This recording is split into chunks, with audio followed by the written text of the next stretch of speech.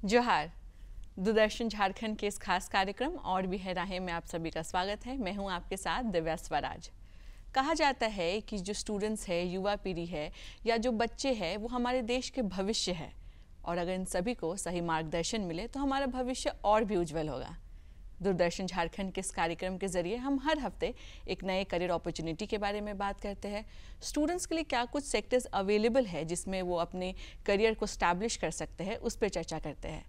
आज का हमारा ये कार्यक्रम खास तौर पे उन बच्चों के लिए है जिनका इंटरेस्ट एकेडमिक्स फील्ड में है। आज के इस कड़ी में हम चर्चा करेंगे मास कम्युनिकेशन सब्जेक्ट में नेट JRF, जिसे हम जूनियर रिसर्च फेलोशिप भी कहते हैं, उसमें करियर की क्या संभावनाएं हैं। चर्चा करने के लिए आज हमारे साथ स्टूडियो में मौजूद है doctor Rajesh Kumar, assistant professor at department of mass communication, central university of Jharkhand. Doctor Rajesh, आपका बहुत स्वागत है हमारे कार्यक्रम में। जी, तो डॉक्टर राजेश, मैं चाहूँगी कि आप सबसे पहले हमारे दर्शकों को ये बताएं कि नेट JRF है क्या। बेसिकली अगर हम बात करें नेट JRF जो UGC ग्रांट कमीशन कंडक्ट करती है जी, एक तरह की राष्ट्रीय पात्रता परीक्षा है जो कि युवाओं को एक अवसर देती है यूनिवर्सिटी लेवल पे और कॉलेज लेवल पे असिस्टेंट प्रोफेसर के रूप में एंट्री लेने का, जिसके बाद वो धीरे धीरे एसोसिएट और प्रोफेसर बनते हैं। इसके अलावा भी आज के समय में नेट JRF कुछ और अपॉर्चुनिटीज़ यूथ को मैंने दे रही है, जिसमें कि जैसे महारत्ना, नवरत्ना, इस तरह की कई कंपनीज हैं, वहाँ पर भी नेट के आधार पे उनको कम्युनिकेशन ऑफिसर और कॉर्पोरेट सेक्टर में जाने का मौका मिल रहा है। तो एक तरह से देखें, जो ये राष्ट्रीय पात्रता परीक्षा है, आपको एक क्लास 1 ऑफिसर के तौर पे उस ग्रेड में एज ए शिक्षक के रूप में समाज में बदलाव लाने का एक बहुत ही प्रतिष्ठित रोजगार के तौर पे देश और समाज से जुड़ने का अवसर प्रदान करती है। तो मुझे लगता है कि एक बहुत बड़ा अवसर है, और लगातार चूंकि जिस तरह से भारत में विश्वविद्यालयों का विकास हो रहा है, और जैसे आने वाले समय में कई सैकड़ों विश्वविद्यालय आएंगे, न सिर्फ गवर्नमेंट लेवल पे बट प्राइवेट यूनिवर्सिटीज के लेवल पे भी, तो जो लोग अगर नेट JRF के ओर देख रहे हैं तो उनके लिए एक मैंने बहुत सुअवसर के तौर पे है, और निश्चित तौर पे मतलब ये इससे देश को काफ़ी फायदा होगा। जी बिल्कुल। तो अब हम आपसे पूछना चाहेंगे कि इसकी एलिजिबिलिटी क्राइटेरिया क्या है, कौन बच्चे हैं या कौन स्टूडेंट्स हैं जो इसके लिए अपीयर कर सकते हैं। चूँकि आप जानते हैं कि इसकी एलिजिबिलिटी क्राइटेरिया की बात करें तो ये पोस्ट ग्रेजुएशन लेवल के बाद, जैसे कि हमने ग्रेजुएशन किया उसके बाद पोस्ट ग्रेजुएशन किया, 2 साल के दौरान आप नेशनल राष्ट्रीय पात्रता परीक्षा के लिए आप अपीयर हो सकते हैं जी।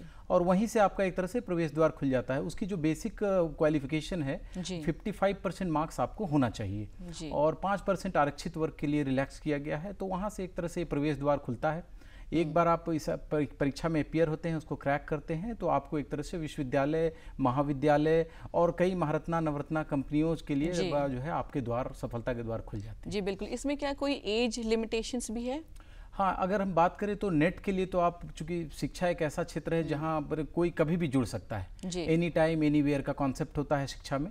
लेकिन हाँ, जब रिसर्च की बात करते हैं तो उन्होंने एक बार लगाया हुआ है, वो बार 30 वर्ष तक का है, जो कि आरक्षित वर्ग के लिए 4 साल और एक्सटेंशन होता है। पहले जब हम लोग तैयारी करते थे तो 28 वर्ष तक था, उसको बढ़ाकर 30 किया गया है, और 4 वर्ष और रिलैक्सेशन आरक्षित वर्ग के लोगों को दिया जाता है। जी बिल्कुल। तो जैसा कि आज हम बात कर रहे हैं मास कम्युनिकेशन में नेट और JRF में क्या करियर की संभावनाएं हैं, तो मास कम्युनिकेशन सब्जेक्ट के पर्सपेक्टिव से देखा जाए तो इसकी सिलेबस क्या है? जैसा हम देख रहे हैं, पिछले 1-2 दशक में एक तरह से मीडिया बूम आया है, और मीडिया बूम के कारण जो है लगातार मीडिया का एक्सपेंशन हो रहा है। पहले एक तरह से कन्वेंशनल मीडिया हुआ करता था, जिसमें कि हम प्रिंट की बात करते हैं, रेडियो की बात करते हैं, टेलीविज़न की बात करते हैं।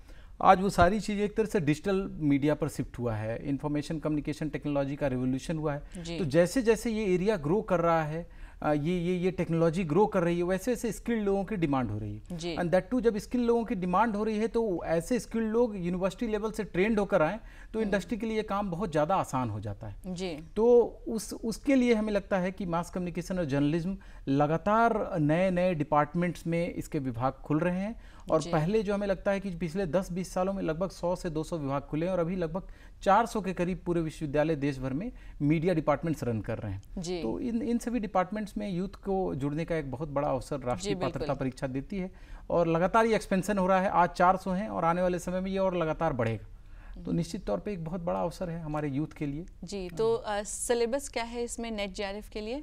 अगर हम सिलेबस, बेसिकली मैं अगर पूरे एंटायर प्रिपरेशन की बात करूं तो मैं इसे एक कोडिंग में डिवाइड करना चाहूँगा। जैसे कि अगर हम बात करें तो it is PMIFC. What is P? P is basically post graduation. That is the best time. अगर पोस्ट ग्रेजुएशन में कोई फर्स्ट सेमेस्टर से ही वो दिमाग में ये बात ठान लेता है कि हमें UGC नेट JRF करना है, तो जो आपका पोस्ट ग्रेजुएशन का सिलेबस होता है कहीं ना कहीं वो डायरेक्टली कनेक्टेड है आपके UGC नेट JRF के सिलेबस से. आप UGC की वेबसाइट पर आप उसको चेक भी कर सकते हैं. अब उसको बेसिकली जब हम पोस्ट ग्रेजुएशन की सिलेबस की बात करते हैं तो मैंने अगला जो कोड बताया है that is M, that is mapping course curriculum. तो आपको फर्स्ट सेमेस्टर से ही मैप करना होगा. देखिए, कोई भी चीज़ों की तैयारी करनी है तो निश्चित तौर पे उसकी बुनियाद बनानी बहुत जरूरी होती है, और बुनियाद ही पोस्ट ग्रेजुएशन है. तो जो पेपर्स और जो सब्जेक्ट्स हम पोस्ट ग्रेजुएशन में पढ़ते हैं वही UGC नेट के सिलेबस में ही एक तरह से रहता है. अब मैपिंग कोर्स करिकुलम और सिलेबस की बात है कि जो हम देखेंगे तो हम मैप करेंगे कि वास्तव में जो UGC नेट और JRF का जो एग्जाम होता है उसमें किन किन कंपोनेंट्स पर बेसिकली फोकस किया जाता है, ताकि उन चीज़ों पर अगर एक स्टूडेंट और एक जो तैयारी करने वाला जो परीक्षार्थी है अगर वो उस पर फोकस करता है तो निश्चित तौर पे उसकी राहें बहुत ज़्यादा आसान हो जाती हैं. दूसरा जो मैंने पहला मैंने बताया post graduation best time for preparation. जी बिल्कुल. सेकंड मैंने बताया मैपिंग कोर्स करिकुलम. आपको उसी समय मैप कर लेना है कि किस कोर्स करिकुलम को और कौन से कंपोनेंट को हमको प्राइमरी रखना है और सेकेंडरी रखना है. थर्ड इज आपका हो गया basically identifying the examination pattern which is very important. जब भी आप किसी भी कॉम्पिटिटिव एग्जामिनेशन में जाएं तो हर कॉम्पिटिटिव एग्जामिनेशन की एक लाइन होती है. उस लाइन को अगर कोई भी विद्यार्थी और परीक्षार्थी अगर आइडेंटिफाई कर लिया तो सफलता की आधी राह उसकी आसान हो जाती है. मतलब किसी भी एग्जाम का कौन सा पैटर्न है और वो किस दिशा में जा रहा है और किस दिशा से चीजें आ रही हैं, इसको समझना बहुत जरूरी होता है. बिल्कुल. जो चौथा पार्ट है focused and in depth preparation. किसी भी देखिए सफलता के लिए मेहनत का कोई विकल्प नहीं होता. There is no shortcut. तो जब हम पोस्ट ग्रेजुएशन में शुरुआत करते हैं तो जब भी आप काम करें तो जो कंपोनेंट्स हमने मैप किया है उस पर हम फोकस्ड हो जाएं और फोकस होकर इन डेप्थ स्टडी करें. दैट मीन्स इट्स नहीं कि ऊपर से हम जान लिए कि प्रिंट मीडिया कब आया, टीवी मीडिया कब आया और थ्योरीज कब आया, इसके स्कॉलर कौन थे. नहीं, बेसिकली उसके पीछे का जो कोर कॉन्सेप्ट है, उसके पीछे के जो पूरे सोशियो कल्चरल इकोनॉमिक फेनोमेना है, उसको अगर आप समझते हैं तो मुझे लगता है कि आप नेट और JRF आपके लिए बहुत ही आसान हो जाता है. और लास्ट है C, that is continuous evaluation. जो प्रीवियस क्वेश्चन पेपर्स हैं, अगर उस क्वेश्चन पेपर का सेट ऑलरेडी UGC नेट की UGC की वेबसाइट पर अवेलेबल होता है, आप प्रिपरेशन कर रहे हैं और उसके साथ साथ कंटिन्यूएशन इवेल्युएशन कर रहे हैं, तो दैट मीन्स कि आपको अपना पता लग जाएगा कि हम कहाँ पर खड़े हैं, कहाँ हमारे से चूक हो रही है और कहाँ बेहतर करने की ज़रूरत है, कौन हमारा स्ट्रेंथ एरिया है, कौन हमारा वीकनेस है. तो इस हिसाब से अगर आप आगे बढ़ेंगे तो मुझे लगता है कि पहला अटेम्प्ट आपके लिए नेट और JRF के लिए राहें आसान कर देगा. पहला अटेम्प्ट. बिल्कुल. तो फिर ये जो एग्ज़ाम जब हम लोग क्लियर करते हैं तो इसके क्या बेनिफिट्स है? एग्ज़ाम क्लियर करने के बाद क्या कुछ अपॉर्चुनिटीज़ खुल जाती है, इसके बारे में थोड़ा विस्तार से समझाना जैसे मैंने पहले ही बताया कि लगातार भारत में यूनिवर्सिटी और एजुकेशन सिस्टम का एक्सपेंशन हो रहा है और ये लगातार आगे जारी रहेगा, क्योंकि भारत सरकार ने एक लक्ष्य रखा है कि हमें 2035 तक ग्रॉस एनरोलमेंट रेशियो यहाँ से और लगभग हमें 35, 40, 50% तक ले जाना है. तो इस लक्ष्य को प्राप्त करने के लिए कई यूनिवर्सिटीज आएंगी तो निश्चित तौर पे कई शिक्षकों की जरूरत होगी, क्योंकि यूनिवर्सिटीज तो बेसिकली शिक्षक और स्टूडेंट से चलते हैं. तो कई टीचर्स असिस्टेंट प्रोफेसर लेवल पे अपॉइंट होंगे. तो उसका एकमात्र रास्ता ये UGC नेट JRF का होता है. इसके अलावा भी हाल के समय में जैसे जैसे महारत्न और नवरत्न और मिनी रत्न कंपनियां जो आ रही हैं, इन्होंने भी क्या किया है कि अपने टैलेंट पूल को अपने एम्प्लॉय को UGC नेट एग्जाम से कनेक्ट कर दिया है कि अगर आपको वहां ज्वाइन करना है as a communication officer, as a corporate communication manager, as a आपको पब्लिक रिलेशन ऑफिसर, तो उन्होंने नेट के स्कोर को जोड़ दिया है अपने एग्जामिनेशन पैटर्न से. तो इस तरीके से अगर देखा जाए तो माने काफ़ी तेज़ी से एक्सपेंड हुआ है. मीडिया डिपार्टमेंट्स के बढ़ने के कारण लगातार यूथ के लिए एक बड़ा अवसर खुला है और मिनी रत्ना, महारत्ना और नवरत्ना कंपनियों में भी as a communication officer, corporate communication, public relation officer के तौर पे गवर्नमेंट एजेंसीज में, गवर्नमेंट डिपार्टमेंट्स में लगातार ये अपॉर्चुनिटीज़ बढ़ रही है. तो हमें लगता है कि एक बहुत ही सही समय है. अगर किसी ने अपने लक्ष्य को निर्धारित किया तो एक बहुत अच्छा करियर आपका रास्ता निहार रहा है. जी बिल्कुल. तो जैसा कि हम जानते हैं कि नेट JRF लोग करते हैं इस पर्सपेक्टिव से कि हम लोग PhD करेंगे आगे एंड देन फिर लेक्चरशिप में ज्वाइन करेंगे. तो फिर PhD में इनरोल करने की क्या क्राइटेरिया है, क्या प्रोसेस है? जब भी हम UGC के नेट के लिए राष्ट्रीय पात्रता परीक्षा के लिए अपीयर होते हैं तो हमसे 2 ऑप्शन मांगता है. एक ऑप्शन मांगता है कि आप डायरेक्ट शिक्षक बनना चाहते हैं या फिर आप शिक्षक के साथ साथ PhD भी करना चाहते हैं. तो जो national eligibility test for assistant professorship, वो आपको डायरेक्ट, जैसे आपने नेट क्वालिफाई किया उसी दिन से आप देश भर की सारी विश्वविद्यालयों में और सारे महाविद्यालयों में, यूनिवर्सिटी और कॉलेजेस में और सारे मिनी रत्ना, महारत्ना, नवरत्ना कंपनियों में एक तरह से अप्लाई करने के लिए एलिजिबल हो जाते हैं जी। तो फिर यहाँ बात आती है कि जब हम एक बार ज्वाइन नेट के आधार पर ही कर सकते हैं तो वाई जेआरएफ? नहीं, जेआरएफ जरूरी है, क्योंकि नेट आपको एक तरह से यूनिवर्सिटी सिस्टम के लिए द्वार खोलता है, आपके कॉलेज सिस्टम का द्वार खोलता है एज ए करियर के तौर पे एंट्री लेवल पे। लेकिन जब आपको एंट्री लेवल से ऊपर जाना है, ऊपर जाने का मतलब आप प्रमोशन पाकर एसोसिएट प्रोफेसर होते हैं, प्रोफेसर होते हैं, एंड इनफैक्ट जिस तरह से नेट लगातार लोग निकाल रहे हैं कि कंपटीशन इस लेवल पे ही बढ़ा है, तो दैट मीन्स कि अगर कोई नेट के साथ पीएचडी भी कर ले तो उसके लिए राह जो है बहुत आसान हो जाती है। तो इसीलिए जो है नेट एक तरह से कॉलेज यूनिवर्सिटी में जाने का प्रवेश द्वार बनता है, लेकिन नेट के साथ आप जब जेआरएफ करते हैं तो जेआरएफ आपको एक तरह से पीएचडी करने का अवसर देता है। नेट से भी आप पीएचडी कर सकते हैं, बट जेआरएफ करने के साथ आपके साथ फायदा ये हो जाता है कि एक बहुत ही रिस्पेक्टेबल अमाउंट भारत सरकार हर जूनियर रिसर्च फेलो को देती है, जो वो लगभग 30-35 हज़ार रुपये होता है, जिससे कि आपको सिर्फ रिसर्च करने के लिए दिया जाता है। तो हमें लगता है कि एक ऐसा प्लेटफॉर्म जहां पर भारत सरकार और जो भी सरकारें हैं इस तरह का अवसर देती हैं, तो निश्चित तौर पे हमें नेट के साथ साथ पीएचडी करते हुए एकेडमिक्स में और किसी अलग सेक्टर में एंटर करना चाहिए, जिसके कारण क्या होगा कि बाद में आपको पीएचडी करने का दबाव आप पर महसूस ना हो। तो शुरुआत अगर अच्छा होता है तो निश्चित तौर पे आगे राहें और आसान हो जाएंगी। तो इसलिए एक तरह से दोनों अवसर प्रदान करता है, एकेडमिक्स भी ज्वाइन करने का और रिसर्च भी ज्वाइन करने का। दोनों साथ करके जाएंगे तो आपका रास्ता और सफर और आसान होगा और बहुत मजेदार होगा। जी बिल्कुल। तो और क्या कुछ फेलोशिप्स अवेलेबल है इसके लिए जेआरएफ के अलावा? एक्चुअली दो तरह की फेलोशिप होती हैं। एक जो अभी तक का ट्रेंड था, अभी हाल में यूजीसी ने एक डिसीजन लिया। यूजीसी ने डिसीजन ये लिया कि अब जितने भी पीएचडी प्रोग्राम में देश भर में एनरोलमेंट होंगे तो हर यूनिवर्सिटी अपना अपना टेस्ट कराती थी और उसके आधार पे हर यूनिवर्सिटी फेलोशिप देती थी। वो एक फेलोशिप 8,000-10,000 रुपये वो दिया करती थी। हाल में ही अभी जस्ट 1-2 महीने पहले यूजीसी ने डिसीजन लिया कि नेट जो है और जो जेआरएफ है एक पैरामीटर होगा पूरे देश भर में यूनिवर्सिटी में, एक तो टीचिंग के लिए, असिस्टेंट प्रोफेसर के एंट्री के लिए, और उसके साथ साथ पीएचडी भी आपको करना है तो आपको नेट निकाल कर जाना ही होगा, क्योंकि वो एक पैरामीटर बना लिया कि आपका एंट्री पॉइंट पीएचडी का किसी भी यूनिवर्सिटी में एडमिशन लेने के लिए नेट होगा जी। उसका पैरामीटर क्या होगा कि 70% वेटेज आपके नेट के स्कोर पे होगा और 30% वेटेज जो आप इंटरव्यू उस यूनिवर्सिटी में देंगे based on your research interest area, जिसका एक इंटरव्यू होता है। तो फॉर्मल 2 पार्ट में बांटा है। तो इसलिए अब तो नेट एक तरह से और ज़्यादा इंपॉर्टेंस रखता है और ज़्यादा अवश्यंभावी हो गया है, मतलब आपको करके जाना आपके लिए बहुत ही बेहतर है, हितकर। जी बिल्कुल। तो जो बच्चे नेट क्वालिफाई करके जा रहे हैं, जिनका जेआरएफ क्लियर ना हो सका किसी भी कारणवश, तो क्या उनके लिए गवर्नमेंट की तरफ से कोई और फेलोशिप्स भी है? हाँ, मैंने जैसा बताया कि यूनिवर्सिटी अपने लेवल पे उसे हम यूनिवर्सिटी फेलोशिप कहते हैं। एक फेलोशिप होती है जो निश्चित तौर पे वो फेलोशिप भी गवर्नमेंट से ही आता है, लेकिन एक स्पेसिफिक फेलोशिप है जिसको कि गवर्नमेंट नेशनल लेवल पे एग्जाम लेती है और उसी में 2 कैटेगरी बनाती है। एक कहती है कि ये हाई स्कोर वाले थे तो इनको जेआरएफ कर दिया तो उनको फेलोशिप मिल गई। दूसरा एक नेट जो होता है, लो स्कोर होते हैं थोड़ा जेआरएफ की तुलना में, तो नेट होते हैं। इसके आधार पे अगर आप यूनिवर्सिटी में एंटर लेते हैं तो यूनिवर्सिटी जो है अपनी फेलोशिप देती है जी। वो यूनिवर्सिटी फेलोशिप उसको कहते हैं, वो 8-10 हज़ार रुपये होता है, जो कि जेआरएफ का जनरली 30 से 35 हज़ार का होता है और ये 8 से 10 हज़ार का होता है। तो हमें लगता है कि पीएचडी के लेवल पे, शिक्षा ग्रहण करने के लेवल पे दोनों एक अच्छा मापदंड हो सकता है, क्योंकि सभी लोग जेआरएफ और सभी लोग नहीं हो पाते, तो निश्चित तौर पर ये रास्ता भी आपका एक बनता है। तो एक 2 तरह की फेलोशिप का पैटर्न है, एक जूनियर रिसर्च फेलो और एक यूनिवर्सिटी फेलो। तो दोनों तरीके से हम आगे बढ़ सकते हैं। इसके अलावा भी कई बार स्टेट गवर्नमेंट भी कुछ फेलोशिप कुछ स्पेसिफिक प्रोविजन से प्रदान करती हैं, जैसे कि आपको शुरुआती दौर में कई ऐसी फेलोशिप थी जो आरक्षित वर्ग के लिए स्पेशली उनको दिया जाता है। तो वो कंसर्न जो मिनिस्ट्री है वो फेलोशिप देती है। आप एक बार नेट निकालिए, उस मिनिस्ट्री में आप अप्लाई करिए और आपको फेलोशिप मिल जाती है, जो लगातार आपको मिलता है। वो SC/ST में भी होता है, आपको OBC में भी होता है, सिंगल गर्ल चाइल्ड में भी होता है। तो अलग अलग 3 फेलोशिप के प्रोविजन है। सेंट्रलाइज्ड रास्ता जेआरएफ का है, जो सीधे नेशनल एलिजिबिलिटी टेस्ट से मिलता है। जी बिल्कुल।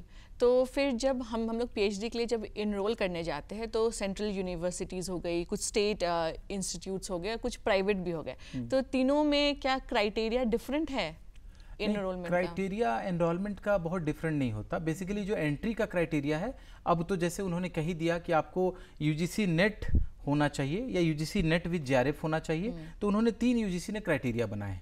तो अब तो रास्ता एक ही है कि आपको नेट करके आना है और नेट के आधार पे सेंट्रल हो, स्टेट हो, डिम्ड हो, प्राइवेट यूनिवर्सिटी हो या कोई और इंस्टीट्यूशंस हो, national institute of national importance INI, सब लोगों को लेने का रास्ता बना दिया। ये पहले क्या था कि ये डाइवर्सिफाइड था, जी। तो अगर देश में कई यूनिवर्सिटीज हैं, कई एजुकेशन सेटअप हैं, तो सब अपने अपने टेस्ट लेते थे। तो एक तरह से देखा जाए तो ये एक तरह से बहुत हद तक स्टूडेंट्स के लिए भी और यूनिवर्सिटी के लिए भी बहुत राहें आसान हुई हैं, क्योंकि अगर आपको सिंगल विंडो टेस्ट से पूरे देश भर में अपीयर करने का मौका मिलता है और पीएचडी करने का मौका मिलता है, तो आपको लगता है बेहतर है। आप 10 जगह 10 अप्लाई करते हैं और 10 जगह टेस्ट देते हैं, तो आप लगातार, ये बहुत ही टीडियस और रिजिड प्रोसेस हो जाता है, इट्स वेरी कॉम्प्लेक्स। तो बेटर है कि एक टेस्ट निकाला और उससे आपको हर देश भर में यूनिवर्सिटी में आपको एक तरह से अप्लाई करने का मौका मिल गया। तो I think this is the best option, और हमें लगता है कि बड़े नए और युवाओं के लिए एक बड़ी अच्छी अपॉर्चुनिटी आज के समय में है। जी। कुछ और चीजें मैं हाईलाइट करूंगा जब आप प्रिपरेशन करते हैं। तो जो मैंने पहला जो 5 कोडिंग बताया था, जी जी। Post graduation, mapping course curriculum, identifying UGC NET examination pattern, focused and in depth preparation and C continuous evaluation, इसको भी हम फर्दर डिवाइड करें तो 3 स्टेप में हम इसको डिवाइड कर सकते हैं। उसकी भी मैं कोडिंग पे विश्वास करता हूं। जो भी यूपीएससी और यूजीसी के एस्पिरेंट होते हैं, if they believe in coding, तो कोडिंग आपको कई फेनोमेना, कई कॉन्सेप्ट को बहुत आसान कर देता है, और नेट और जेआरएफ निकालना उसके बाद बहुत आसान हो जाता है। तो अगली जो मैंने कोडिंग बनाई है, जैसे कि मैं कहता हूं एसडीसी, जी, आपके पास एक सिलेबस है, आपने आइडेंटिफाई कर लिया कोर्स करिकुलम को, तो वहां पर आपको यह तय करना बहुत जरूरी है कि उस सिलेबस से जुड़ी कौन सी बुक्स हैं और कौन सा लिटरेचर है जो हमें पढ़ना चाहिए। तो एस का सिंपली मतलब है कि सिलेक्शन ऑफ स्टैंडर्ड बुक्स। जी, आपको ऐसे बुक्स पढ़ना है, there are many books in the market, but आपको एक स्टैंडर्ड बुक्स पढ़ना है जो आपको न सिर्फ नेशनल, राष्ट्रीय, बल्कि अंतर्राष्ट्रीय पैरामीटर पर मीडिया और मीडिया डिसिप्लिन में ग्रो करने का अवसर प्रदान करें। जी, बिल्कुल। आपके पास एक प्लेटफॉर्म तैयार है, तो हम क्यों ना एक ऐसा प्लेटफॉर्म बनाएं जो कि हमको ओवर द ईयर्स मदद करे, क्योंकि यही मदद आपको पढ़ाने के दौरान भी करेगा, यही मदद आपको रिसर्च के दौरान भी करेगा। तो एस मतलब selection of standard books, D मतलब depth of understanding through extensive study, कोई भी शॉर्टकट नहीं। जो कॉन्सेप्ट है, अगर आपको वेग लग रहा है, कंफ्यूज्ड है, तो उस पर अंदर जाइए, डेप्थ डेवलप करिए। एंड फिर सी का मतलब है कॉन्सेप्चुअल, जो कॉम्प्रिहेंसिव अंडरस्टैंडिंग। कोई भी फिनोमेना है, जैसे हम मान लीजिए थ्योरीज पढ़ रहे हैं, रिसर्च पढ़ रहे हैं, तो अगर हम बात कर रहे हैं एक्सप्लोरेटरी रिसर्च हो गया, या फिर हम मीन वर्ल्ड सिंड्रोम का बात कर रहे हैं कल्टीवेशन थ्योरी में, तो आखिर ये मीन वर्ल्ड सिंड्रोम कॉन्सेप्ट आया कैसे, इसके अंदर की क्या बात थी जो जॉर्ज गर्नर ने अपनी स्टडी में इसको लेकर आए, या फिर जो है डिफ्यूजन ऑफ इनोवेशन में 5 एडोप्टर कैटेगरीज क्या होते हैं, क्या हमारे सोसाइटी में वो कैसे अप्लाई होते हैं। इसी तरह अगर प्रिंट मीडिया का कोई कॉन्सेप्ट है, क्रॉस मीडिया ऑनरशिप, तो क्रॉस मीडिया ऑनरशिप मीडिया में आखिर क्या है, पेड न्यूज क्या है, तो ये सारी चीजों को बहुत अंदर तक समझना ही कॉम्प्रेसिव अंडरस्टैंडिंग होती है। तो मैंने इसको बनाया स्टेप 1 फॉर द प्रिपरेशन। दूसरा प्रिपरेशन है जो कि डीएफआर, सेकेंड कोडिंग इज डीएफआर। डीएफआर का मतलब आप लगातार पढ़ रहे हैं, आपको पढ़ने के साथ साथ लिखने की आदत डालनी होगी। It's all about oral as well as written, आपको ओरल के साथ साथ रिटन प्रैक्टिस भी करना होगा। तो डी का सिंपली मतलब है डिटेल्ड नोट्स प्रिपरेशन।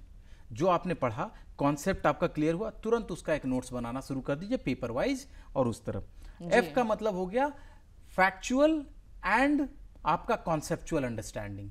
फैक्चुअल का मतलब है कि कब कौन सी चीजें आई, कौन उसको प्रोपाउंड किया, और कॉन्सेप्चुअल का मतलब है कि प्रोपाउंड करने के पीछे सोशियो कल्चरल फेनोमेना क्या थे, कंटेक्स्ट क्या था, ये सारी चीजें बतानी होंगी। तो जैसे कि मान लीजिए मैंने एक एग्जांपल अभी दिया था, कल्टीवेशन थ्योरी, बहुत ही पॉपुलर थ्योरी है, उसमें बताता है कि भाई कैसे टीवी जो है लोगों पर इंपैक्ट डालता है, यूथ पर, चिल्ड्रेन पर। तो ठीक है भाई, ये थ्योरी क्यों आई यूएस में और ये कैसे भारत में अप्लाई होती है। इसमें एक टर्म यूज किया कल्टीवेशन एनालिसिस में, मीन वर्ल्ड सिंड्रोम। क्या है ये मीन वर्ल्ड सिंड्रोम? इसी तरह डेनिस मैकविल ने प्रोपेगेंडा मॉडल दिया। तो क्या एडिटोरियल बायस होता है, मीडिया में ये कैसे काम करता है, तो इन सब चीज़ों को समझना और बाकायदा उसकी नोटिंग अपने लैंग्वेज में बनाना। तो एक तरह से डीएफआर, और आर का मतलब आप पढ़ रहे हैं, आप लिख रहे हैं, उसका लगातार रिवीजन करते रहिए, फिर कोई रास्ता आपका नहीं रोक सकता। तीसरा जो कोडिंग मैंने बनाया है that is CMP. CMP coding का मतलब है सीधे, सी का मतलब हो गया आप, एक तो सी का मतलब हो गया कि कंटिन्यूअस इवैल्यूएशन। हम लगातार रन कर रहे हैं, हम लगातार पढ़ रहे हैं, हम लगातार लिख रहे हैं, बट हम किस डायरेक्शन में पढ़ रहे हैं, किस दिशा में लिख रहे हैं, ये बहुत इंपॉर्टेंट हो जाता है। आपको है कि पूरा समुद्र है, बट आपको बेसिकली एक जगह, ऐसी जगह हिट करना है जिससे कि आपको सफलता मिले। तो उस एग्जामिनेशन के पैटर्न पर हम पढ़ रहे हैं क्या हम उसके हिसाब से नोट्स बना रहे हैं क्या? तो इसको समझने के लिए आपको पिछले 10 साल के question paper UGC net JRF के निकाल लेने पड़ेंगे और लगातार अटेम्प्ट लेना पड़ेगा। जैसे आप अटेम्प्ट लेना शुरू करेंगे तब आपको पता लग जाएगा कि whether I am going in a right direction और रॉन्ग डायरेक्शन।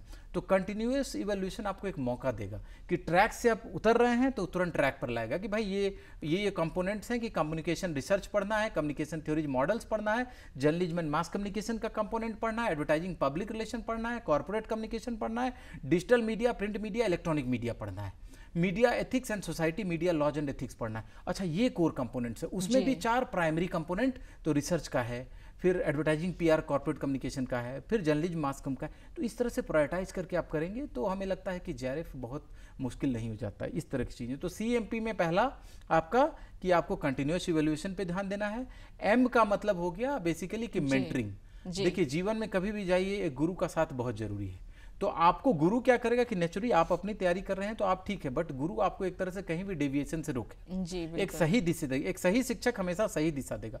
तो जहां भी होगा तो आपको एक दिन बुलाकर आपसे उसने डिस्कशन कर लिया, और डिस्कशन में आपको मैप कर लेगा। इसलिए गुरु के चयन के समय, मेंटर के चयन के समय आपको 2 चीज का ध्यान रखना है कि how much he is experienced and how much he is knowledgeable in that particular area. तो निश्चित तौर पर रहा। और लास्ट में होता है पी, पीयर ग्रुप डिस्कशन। जी, हमेशा हेल्दी कंपटीशन होना चाहिए। आप जिस बैच में, जिस ग्रुप में पढ़ रहे हैं, उसके 4-5 अच्छे बच्चों को सेलेक्ट कर लीजिए। सारे फिनोमेना जो आप ओरल, जो आपने लगातार स्टडी की है, रिटर्न किया है, सबका एकदम शाम को बैठकर डिस्कशन शुरू कीजिए। कोई नहीं रोक सकता आपको सफलता की राह में, समझिए। जी बिल्कुल। डॉक्टर राजेश, आपने बहुत ही सरलता से और बहुत ही इन डेप्थ विस्तार से आपने बताया कि प्रिपरेशन स्ट्रैटेजी कैसे प्लान करनी चाहिए। आशा है कि जो हमारे दर्शक हमें देख रहे हैं उन्हें काफ़ी कुछ जानने को मिला होगा इसके थ्रू। तो अब हम वापस आए एग्ज़ाम पैटर्न की तरफ। तो किस टाइप के क्वेश्चंस पूछे जाते हैं पेपर 1 में और फिर पेपर 2 में? बेसिकली जो हम पेपर 1 की, ये जो एग्जाम है 2 पार्ट में डिवाइड होता है और 300 मार्क्स का एग्जाम होता है। पहला पार्ट होता है आपका पेपर 1, वो बेसिकली बेसिक टीचिंग एप्टीट्यूड और रिसर्च एप्टीट्यूड पर होता है। That's why research is very important component in UGC net, आपको पेपर 1 में भी और पेपर 2 में भी। तो जो लोग टीचिंग एप्टीट्यूड का मतलब बेसिक आपकी अंडरस्टैंडिंग टीचिंग को लेकर क्या है, टीचिंग पेडागोजी क्या होनी चाहिए, कॉम्प्रिहेंशन से जुड़ी चीज़ें होती हैं। इसी तरह रिसर्च एप्टीट्यूड, क्योंकि लगातार जितने भी भारत में अभी पॉलिसी जा रही हैं वो लगातार वो कह रहे हैं कि research based, outcome based, research based. तो रिसर्च पर बहुत ज़्यादा फोकस हो रहा है और इसी पैरामीटर पे हम विदेशी यूनिवर्सिटीज से और बाकी विदेशी पैरामीटर पे हम अपने आप को कंपेयर कर रहे हैं। तो इसीलिए paper 1 is primarily focused on teaching aptitude and research aptitude. Paper 2 is discipline specific, जैसे आपने बात किया मास कम्युनिकेशन एंड जर्नलिज्म। इसी तरह अदर डिसिप्लिन का होगा, वो मैथमेटिक्स हो सकता है, वो पॉलिटिकल साइंस हो सकता है, वो कोई और डिसिप्लिन हो सकता है और सब्जेक्ट हो सकता है। तो जब हम मास कम्युनिकेशन जर्नलिज्म की बात करेंगे तो paper 2 is primarily focused on आपका मास कम्युनिकेशन एंड जर्नलिज्म। तो इसमें मास कम्युनिकेशन एंड जर्नलिज्म में भी फिर हम दिखाएंगे, जैसे मैंने आपको बताया था मैपिंग कोर्स करिकुलम। तो यहाँ इंपॉर्टेंट यही हो जाता है कि हम जो हमारे पास जो यूजीसी नेट का सिलेबस है और हमारे पीजी का सिलेबस है, दोनों को एक प्लेटफॉर्म पे रखा, मैपिंग शुरू की और उस मैपिंग में हमने आइडेंटिफाई किया कि लास्ट 10 ईयर्स में किस डायरेक्शन में चीजें जा रही हैं जी। तो उसमें आप कोर अगर गौर करेंगे तो एक ट्रेंड शो करता है। ये वो ट्रेंड क्या शो करता है कि रिसर्च पे एकदम हमेशा फोकस रहता है। तो हम कम्युनिकेशन रिसर्च पे फोकस करेंगे। हम प्राइमरी सेकेंडरी पे बांटेंगे अपनी स्टडी को। प्राइमरी हम कम्युनिकेशन रिसर्च पे फोकस करेंगे, हम कम्युनिकेशन थ्योरीज मॉडल्स पे फोकस करेंगे। हाँ, भारत में जर्नलिज्म एंड मास कम्युनिकेशन और वर्ल्ड में कैसे एक्सपेंड किया है, होता क्या है जर्नलिज्म एंड मास कम्युनिकेशन, उस तीसरे कंपोनेंट पे फोकस करेंगे। मास कम्युनिकेशन में फिर हम उसका बाइफर्केशन करेंगे, तो प्रिंट मीडिया क्या है, टीवी रेडियो मीडिया क्या है, डिजिटल मीडिया क्या है, इसके अलावा नॉन न्यूज मीडिया सेक्टर होते हैं, तो एडवर्टाइजिंग पब्लिक रिलेशन क्या है, कॉर्पोरेट कम्युनिकेशन क्या है, फिर इससे रिलेटेड क्या कानून होते हैं, तो मीडिया लॉज एंड एथिक्स क्या है। तो अगर मुझे लगता है ये सारे कंपोनेंट पर आप डिटेल्ड स्टडी करते हैं और नोट्स बनाते हैं और स्टैंडर्ड बुक पढ़ के करते हैं with proper mentoring, with peer group discussion, फिर तो कोई दिक्कत की बात नहीं है। मुझे लगता है पहला अटेम्प्ट बहुत काफ़ी है, अगर 2 साल आप पीजी में ही इस पर काम शुरू कर दिए। जी बिल्कुल। तो कुछ बच्चे ऐसे होते हैं कि जो मास्टर्स कंप्लीट होने के बाद जॉब ज्वाइन कर लेते हैं कि साथ ही साथ अपना प्रिपरेशन भी वो लोग करते रहे, तो वैसे बच्चे अपना टाइम मैनेजमेंट कैसे करें, वो अपनी प्रिपरेशन कैसे स्ट्रैटेजाइज करें? हमें लगता है कि जो प्रिपरेशन के लिए बेसिकली एक स्पेसिफिक टाइम आपको देना ही देना होता है जी। तो इसमें हमें लगता है कि अगर कोई भी बच्चा 3 से 4 घंटे फोकस्ड होकर 6 महीने से साल भर अगर काम करे, जैसा मैंने कंपोनेंट वाइज एनालिसिस, जो कोर्स करिकुलम का कंपोनेंट वाइज एनालिसिस बताया कि ऐसे ऐसे आगे बढ़ना चाहिए प्राइमरी सेकेंडरी, तो फिर कोई दिक्कत की बात उसको नहीं होनी चाहिए। आप कहीं भी जॉब करेंगे तो आप हो सकता है 8 घंटे काम कर रहे हैं, 10 घंटे काम कर रहे हैं, राइट। तो आपके पास 24 घंटे होते हैं। 8 से 10 घंटे आपने काम किया, 6 से 8 घंटे आप अपने पर्सनल लाइफ में सोना उठना इधर उधर करना, फिर भी आपके पास 8 घंटे का रहता है समय। उसमें भी मैं कर रहा हूँ 4 घंटे, तो 4 घंटे में भी उसी में कैसे नोट्स, अच्छी बुक को सेलेक्ट करना, मेंटरशिप के साथ नोट्स बनाना और लगातार उसको पढ़ना। और पीछे क्वेश्चंस को अटेम्प्ट करना। तो हमें लगता है कि बहुत ज़्यादा लोग आज के दौर में वर्किंग प्रोफेशनल्स भी बहुत ज़्यादा नेट जेआरएफ निकाल रहे हैं। जी बिल्कुल। वो कहीं ना कहीं उनको लगता है कि अब हमें इंडस्ट्री से इधर शिफ्ट करना चाहिए। तो कई एग्जाम्पल्स ऐसे हैं, मेरे खुद मित्र जितने भी निकाले हैं, कभी भी उन्होंने पीजी करते हुए, ज़्यादातर मेरे नहीं, सब वर्किंग प्रोफेशनल होते हुए उन्होंने नेट जेआरएफ निकाला। तो इस तरह से बहुत ही राह आसान है अगर आप बहुत ही फोकस्ड और इन डेप्थ प्लान के साथ चलते हैं। जी बिल्कुल। तो अब मैं चाहूँगी कि आप कुछ बुक्स के नाम अगर हमारे दर्शकों को सजेस्ट कर सकें। हाँ, ऐसे तो मार्केट में बहुत सारी बुक्स हैं, बट कुछ ऐसी बुक्स हैं ना जो कि हाईली रेफर्ड हैं। वो पोस्ट ग्रेजुएशन लेवल पे भी, नेट जेआरएफ के लेवल पे भी, पढ़ाने के लेवल पे भी। जैसे मैंने कम्युनिकेशन रिसर्च की बात की, तो कम्युनिकेशन रिसर्च में अगर हम बात करें तो कुछ ऐसी बुक्स हैं जिसको लोगों को पढ़ना ही पढ़ना चाहिए। आप जैसे कि मास मीडिया रिसर्च हो गया, डोमिनिक एंड विमर हो गए, आपको क्वालिटेटिव रिसर्च यूवी फ्लिक का हो गया। भारत से देखें तो रंजीत कुमार हैं, research methodology, step to step guide. कई लोग सीआर कोठारी की रिसर्च मैथोडोलॉजी भी पढ़ते हैं। उसके बाद जो है न्यूमन की बुक है social media research, qualitative and quantitative research पर काम करते हैं। इस तरह हो गया। कॉम्प्रिहेंसिवली पूरे मास कम्युनिकेशन को भारत में समझना है तो केवल जे कुमार जी की बुक है mass communication in India. Journalism, introduction to journalism and mass communication एक तरह से आपका जेवी लैनीलम की है। फिर आपको वीर बाला अग्रवाल मैडम की एक बुक है। तो इस तरह से हेना नकवी की एक छोटी सी बुक है। तो इस तरह की कई बुक्स हैं। इसी तरह आपको मीडिया लॉज एंड एथिक्स में आपको भी बुक्स मिलेंगी। आपको एडवर्टाइजिंग और पब्लिक रिलेशंस में भी आपको जैसे जयश्री जेठवानी, विजय कुलश्रेष्ठ, तो बहुत अच्छी अच्छी बुक्स हैं। जी बिल्कुल।